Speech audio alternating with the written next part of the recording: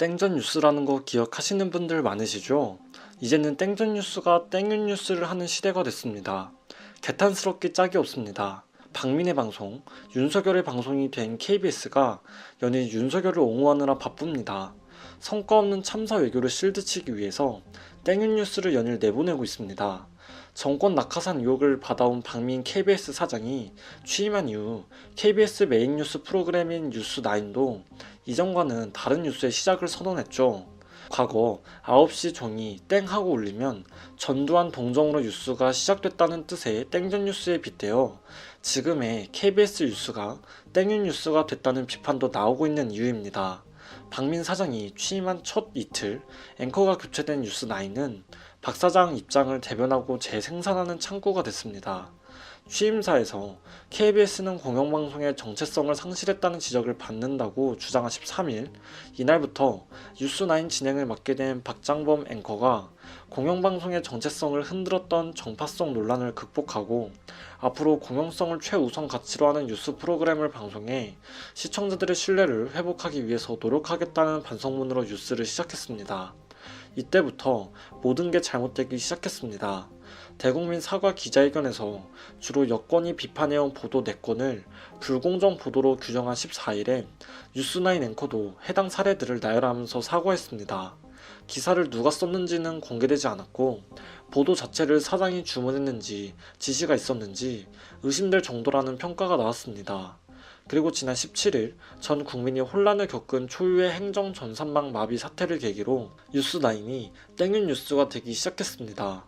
당시 시공고를 막론한 행정기관에서 기본적 민원 서류 발급도 되지 않고 정부는 원인조차 파악하지 못한 상황에 지상파, 종편 등 주요 방송사 메인 뉴스 모두 정부의 책임과 시스템의 취약점 등을 지적했습니다. 그러나 KBS 뉴스9은 시작부터 윤석열의 압핵 참석 등에 집중했고 행정 전산망 마비 사태 보도는 민원인 불편이 있었다는 리포트, 행정안전부 설명을 전하는 기자 출연 등에 그쳤습니다. 이후로도 뉴스9은 알 수 없는 순서와 구성으로 뉴스를 진행하고 있습니다. 행정 전산망이 사흘 만에 복구된 19일 행안부는 네트워크 장비에 이상이 있었다면서도 문제 발생 원인은 밝히지 못한 것으로 질타를 받았습니다. 그러나 뉴스9 첫 번째 리포트엔 4일간 마비됐던 행정 전산망 재개, 원인 신속 분석이라는 제목이 달렸습니다. 이날 일본 도쿄전력이 후쿠시마 원전 오염수 3차 방류를 종료하고 내년 초에 4차 방류를 진행한다는 소식은 뉴스9에서 찾아볼 수 없었습니다. 철저하게 윤석열한테 불리한 뉴스는 가리고 띄워주는 뉴스만 중점적으로 내보내고 있다는 겁니다. KBS 뉴스9을 보니 땡윤 뉴스의 시대가 도래해버렸다는 것이죠. 정권의 낙하산 박민이 취임하기 전과 후 하나의 변수만 작용했을 뿐이고 이제 시작인 겁니다. 언제나 정파적인 비판을 받는 게 당연한 것이고 대통령이 큰 뉴스 메이커인 것은 맞지만 큐시트의 변화가 너무 뚜렷하게 대비된다는 게 내부 직원들 설명입니다. 이뿐만이 아닙니다. 방송을 법정 제재하기까지 합니다. 방통심의위가 윤석열의 영화법을 희화화했다는 민원이 제기된 TBS 라디오 김어준의 뉴스공장에 중징계인 법정 제재를 의결했습니다. 아주 무서운 인간들입니다. 의견 진술에 참석한 제작진은 공인의 바른 언어 사용에 대해 지적할 권리가 있다고 반박했지만 여권 추천위원들은 만장일치로 법정 제재를 추진했습니다. 내용도 황당합니다. 윤석열의 영어 표현을 두고 진행자가 윤석열을 조롱했다는 주장으로부터 시작된 법정 제재입니다. TBS 제작진은 우리가 방송을 진행할 때도 이 정도 영어 사용만 하더라도 정정하거나 설명할 의무가 있다며 표현의 과도함은 있을 수 있으나 공인의 바른 언어 사용에 대해선 충분히 지적할 권리가 있다고 반박했습니다. 여권 추천위원들은 제작진 의견 진술 청취 후 만장일치로 법정 제재 경고 의견을 냈습니다. 이러기도 쉽지 않은데 대단한 사람들이죠. 허연회, 황성욱 이런 사람들이 중심이 돼서 제재를 해야 한다는 의견을 냈는데 이 사람들 모두 국힘에서 추천한 위원들입니다. 반면 문재인 전 대통령이 추천한 김유진 의원은 대통령은 평범한 개인이 아니다. 한마디 한마디에 언론과 시민의 주목을 받게 되고 때론 풍자의 대상이 될 수 있다. 최고 권력자에 대한 풍자적 비판을 하지 말라는 건 민주주의 사회에서 있을 수 없는 제재라면서 문제없다는 의견을 냈습니다. 역시나 문재인 대통령이 추천한 옥시찬 위원도 대통령이 원인 제공을 했고 많은 언론들이 비판적 보도를 했는데 TBS만 콕 집어 제재할 사안은 아니다라며 문제없다는 의견을 냈습니다. 이미 문제 있다는 의견을 내고 있는 사람들의 출신 성문만 봐도 답 나오는 거 아니겠습니까? 왜 이러는 걸까요? 이유는 그리 멀지 않은 곳에 있습니다. 윤석열의 굴욕 외교를 지우고 싶은 것 그 이상 이하도 아닙니다.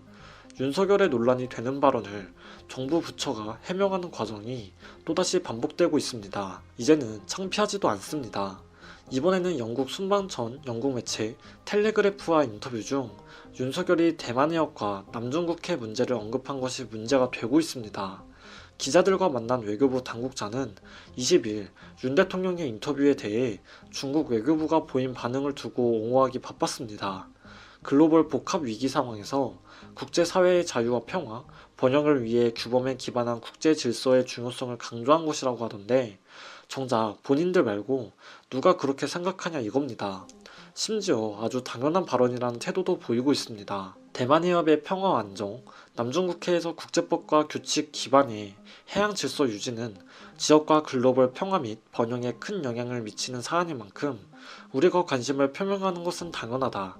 이게 실제 외교부 당국자가 한 말입니다. 윤석열은 인터뷰에서 이런 말을 합니다. 대만 해협 및 남중국해에 대해 인도 태평양 지역은 북한의 핵위협, 대만 해협과 남중국해의 긴장 요인 등 여러 지정학적 리스크 요인을 안고 있다. 우리 정부는 대만 해협의 평화와 안정, 그리고 남중국해를 포함한 영내의 규칙 기반 해양 질서 확립의 중요성을 강조해오고 있다. 이러니 중국에서 바로 반발했죠. 마오닝 중국 외교부 대변인은 정례 브리핑에서 중국은 책임있는 대국으로 국제적, 지역 문제와 관련한 우리의 책임과 의무를 잘 알고 있다. 우리가 무엇을 하든 말든 다른 사람이 이래라 저래라 해서는 안 된다. 한국은 남중국해의 당사자가 아니다.